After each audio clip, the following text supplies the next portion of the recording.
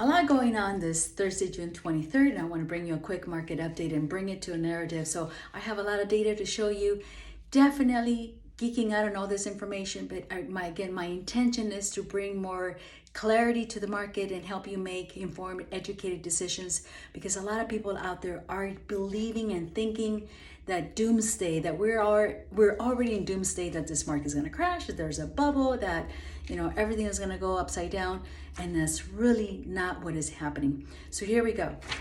Last week on June 15th, Jerome Powell, which is the chairman of the Federal Reserve, met in Congress, and in fact, he was actually talking yesterday and today, and thankfully the stock market is liking what they've heard. So our rates have been more sustainable in the last 2 weeks, because you may have heard, got to a 6% at one point, and so today we're at 5.28. This is what the market closed at today.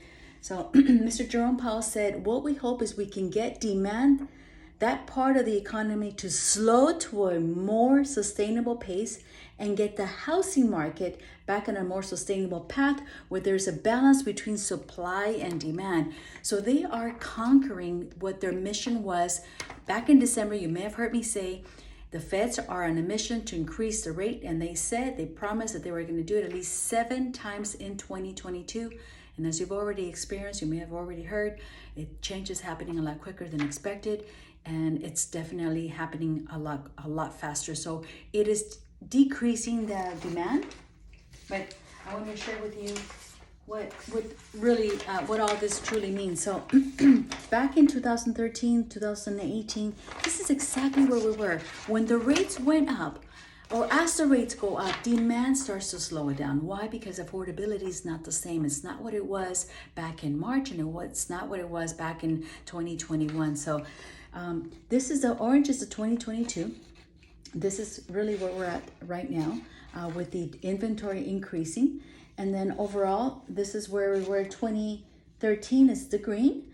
We reached a rate of 4.5%.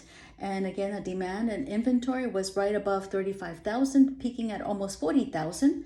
So we're headed in that direction. And as a matter of fact, most economists they're projecting that we may be hitting over to 2019 levels. And this is what it was back in 2019. So the purple line you see here is 2019. We peaked at almost 45,000 homes in inventory in 2019. And again, orange line, this is where we're at today. We're slightly over 20,000 homes right now. 2020 is the green line, and we peaked at slightly over 30,000 homes in inventory. And just to give you a perspective, when we had the major crash, we were at over 120,000 homes in inventory. This is in just Southern California. So we are nowhere near those levels. And here we are almost end June, and we are just getting to exactly slightly over 20,000 homes in inventory. Last week, we were at 20,827 homes. Today, we increased 10%, so we're an additional 1,851 homes since then. And again, the 3-year average is about 38,000. Today, again, totaling the increase is 21,843 homes in inventory. So again, we are nowhere near those housing crash numbers that we had back in 2008 that we'd experienced. Going back to March, before the hiking interest rates, when we were at 3.25%, and we rose to a 4% at the end of March. Here's what it was. So March versus today, the days on market, as the inventory starts to increase, the days on market expand. So the more homes sit on the market longer than before. If you might recall, in January, February, early March, and even last year, if you were a buyer in this market or met or know someone who bought, you know that they were having a tough time, because homes weren't lasting but a week, couple of days, sometimes hours on the market before they were snatched and were taken over by multiple offers. So today the story is much different. As again, homes and inventory are rising, and as that happens, here's what happens to the days on market. This is from the time that they get listed to the time that they actually go under contract. LA, we went from 30 days to 64 days. Orange County, we went from 20 days on market to now 56 days on market. This is as of today, June 23rd. Riverside has gone from 21 days on the market to now 59 days on market. San Bernardino, 28 days to 73 days on market. We strongly believe that San Bernardino will be the first to shift over into a more balanced market and potentially a more favorable buyer's market. So levels at 60 days or below is still very much a hot seller's market. Not sizzling hot like we've been before, but still a very much hot seller's market. And they're already now at 73 days. San Bernardino will definitely be a buyer's market in the next few months to come, I do expect. San Diego, 18 days went from 18 days to 55 days. Ventura, 20 days to 43 days. They're still pretty darn hot in Ventura over all the other counties. Now, to give you a better perspective of the days on market and how the market shifts from a hot seller's market to a buyer's market, this is a question I get asked very often. You know, when is it going to be a buyer's market? Well, take a look at this. This is data that brings us back to, oh my Lord, 2004. Sorry, tiny numbers. Hot seller's market is when we have inventory that is lasting fewer than 20 days. Then anything fewer than 50 days, still a hot seller's market. When we go above 50 days in market, still a slight seller's market, which is most of what we see here. So still a 50 days and above, a slight seller's market. We start entering a balanced market at over 90 days right here. And then again, above 100 days, it's now considered a slight buyer's market. And then of course, above 150 days on market, homes that last 150 days on market, well, that is a deep buyer's market. So take a look here. 60 days or less, still a hot seller's market. 60 to 90 days, a slight seller's market. And 60 to 120 days, a balanced market. This is where we aim to be at a more balanced market, where now it's going to be favorable for both, not just sellers, but buyers and sellers. And as you may have heard me say before, now the communications is going to be better. The negotiation is going to be better. It's going to be a true win-win situation for both buyers and sellers in this new real estate market of today.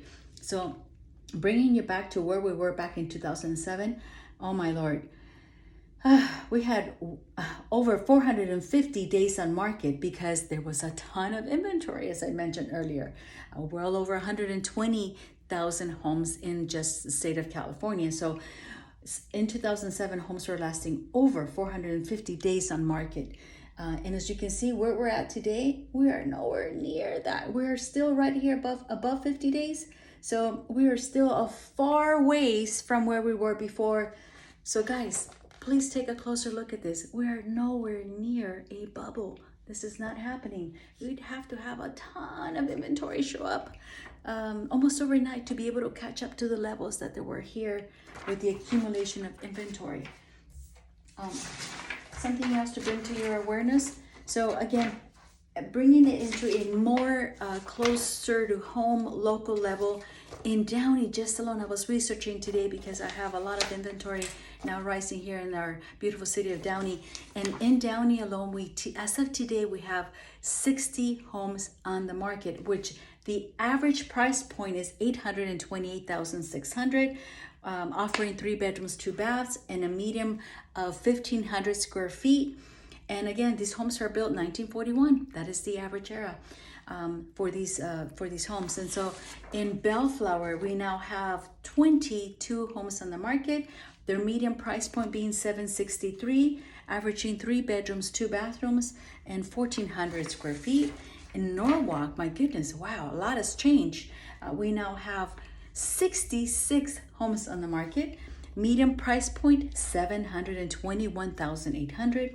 Averaging 3 bedrooms, 2 bathrooms, offering 3 bedrooms, 2 bathrooms with an average of over 1,320 square feet of living space. So price points are still up there, you guys. definitely happening. I encourage my buyers to, and this couldn't have been said any better, but I certainly encourage our buyers to get comfortable with their payments if they can, and then focus on the payment, not necessarily focus on that price, because you can always change the rate. The rates are going to come down. When? No one can really say, but it's happened before. We've been here. I've been in this market, real estate market, for over 23 years with experience, and I can tell you I've lived through many fluctuations of the market, and our rate will not stay in the high sixes or even the sixes. We do expect the rate to come down, and as long as they can come to the 4.5% to 5% rate, we will be in a more balanced market. So I got this from the Dibido Morel Group mortgage group. Love this. This is in essence what I like to tell my clients, and that is marry the house and date the rate. Marry the house and date the rate, because you gotta love where you live, and then you can always refinance thereafter. Something else I wanted to share with you, because I hear all this noise, all this talk about recession, bubble, market crashing, and when is it going to happen? When do you think these homes values are going to come down? And you guys, there is no recession in sight. I want to get that word out of my vocabulary, out of everybody's vocabulary if I could. I'm going to offer this resource. This is an economist, Claudia Shem, and she claims to have the most accurate information and has been watching the recessions that we had in the United States for going back to 1985. In the last recession that we had, we were well below, if you can see this, almost 1 point. 1995, once again, but we didn't even come close to the point. In 2015, there was a slight point of recession right here.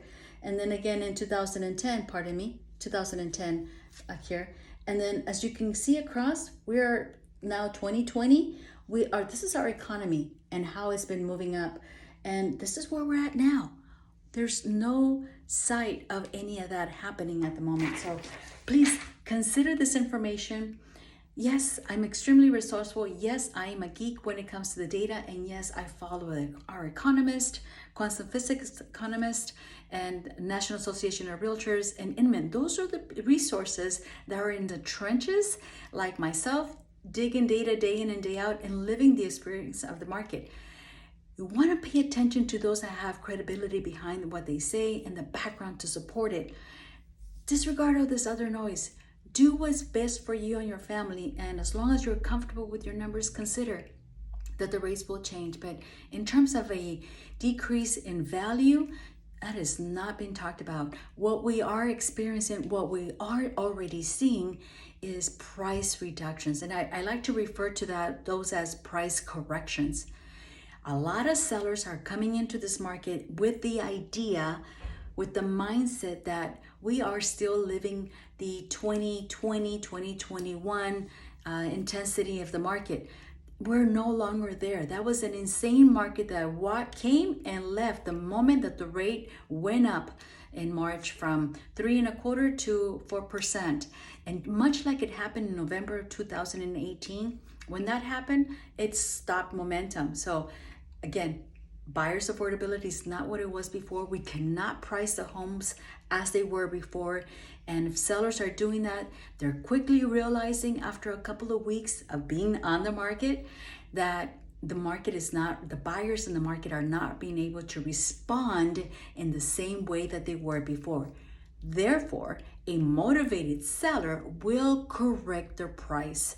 And this is why you're seeing those price adjustments, those price corrections or price reductions, if you will.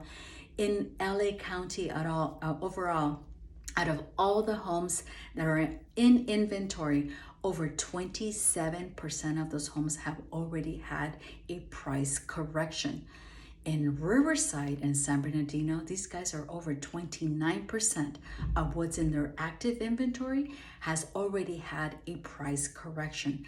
So when there's change in the market, there's opportunity. And that opportunity is now going back to the buyers whom couldn't get in the door before. This is your time to shine. Like I said before, like the Dibido group said before, marry the house, date the rate, because we can always change the rate and lower payments thereafter. As always, thank you so much for listening. Thank you so much for sharing this information, and I look forward to talking to you soon. Take care now. Bye.